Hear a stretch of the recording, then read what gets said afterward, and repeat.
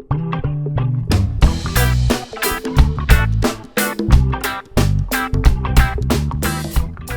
tout le monde, alors cette petite vidéo pour vous parler de mes dernières lectures pendant cette période de confinement, période qui est facile pour personne.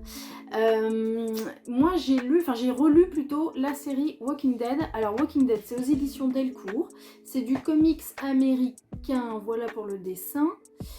C'est une série en 33 volumes terminée. Le dernier, le volume 33 est sorti en janvier. Donc on a le début et la fin de l'histoire surtout. Ça va pas durer dans le temps. C'est une série qui se passe de nos jours. Ça se passe aux États-Unis. Et alors, moi j'adore. C'est en fait l'humanité est touchée un jour par un virus. Et ce virus, une fois qu'il a contaminé les gens ils se transforment en zombies en fait.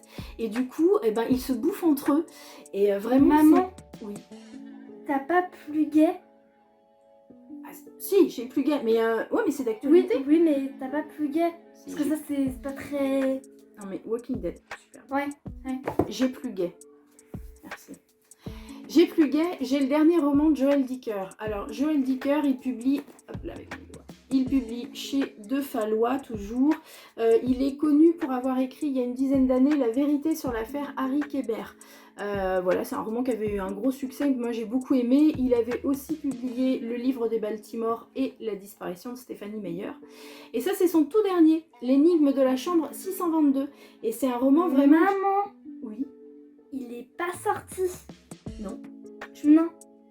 Alors oui, parce qu'en fait, il devait sortir le 25 mars. Mais avec l'actualité, tout ça, c'est repoussé, alors je peux pas en parler. Bah non, tu peux pas en parler en fait. Je vais vous parler de Hannah Hope. Hannah Hope, c'est bien aussi.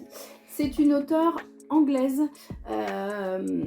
qui avait fait par le passé Le Chagrin des Vivants, qui est un gros coup de cœur à la librairie. Le Chagrin des Vivants et La Salle de bal. Alors la particularité d'Hannah Hope sur ces deux précédents romans, c'est qu'elle partait d'un fait historique, avéré, et puis à partir de ce fait historique, elle brodait une histoire. Là, elle change un peu de registre. On suit en fait trois jeunes filles. Alors le titre, pardon, ça s'appelle Nos Espérances et c'est publié chez Gallimard. On suit trois jeunes filles, l'action se passe à Londres dans les années 90 en partie. En fait on suit ces trois jeunes filles quand elles sont ados, tous les rêves qu'elles ont, toutes les ambitions qu'elles ont, tous leurs liens d'amitié, et puis on suit ces femmes au cours de leur vie, on découvre ce qu'elles sont devenues à l'âge adulte. On se rend compte des fois que les ambitions qu'on peut avoir en étant ado, finalement ça se concrétise pas vraiment. Voilà, c'est un roman super intéressant qui nous parle de toutes les facettes de l'amitié, toutes les déconvenues qu'on peut avoir, toutes les joies aussi. Celles qui étaient les plus rebelles à l'adolescence sont finalement celles qui vont peut-être plus rentrer dans le moule à l'âge adulte. Enfin voilà, c'est un roman qui est beau, qui est tendre, qui est un peu mélancolique. Mais c'est super bien écrit, c'est bien traduit. J'ai pas regardé qui traduisait, mais c'est bien traduit aussi. Voilà, c'est un roman qui permet de s'évader un peu pendant cette période de confinement.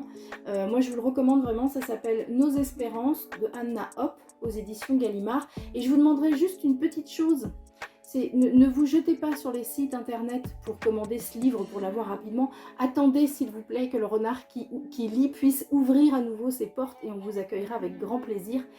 À très bientôt. Salut! Salut!